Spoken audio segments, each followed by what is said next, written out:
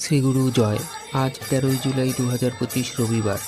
শ্রীগুরু সংঘ বেহালা শাখা সংঘের মাতৃসংঘ অনুষ্ঠিত হচ্ছে মজলিশারা রোড, কলকাতা 41, কলকাতা পুরসভার ওয়ার্ড নম্বর 121-এ অবস্থিত শোভা ঠাকুর চক্রবর্তী দিদির বাড়িতে।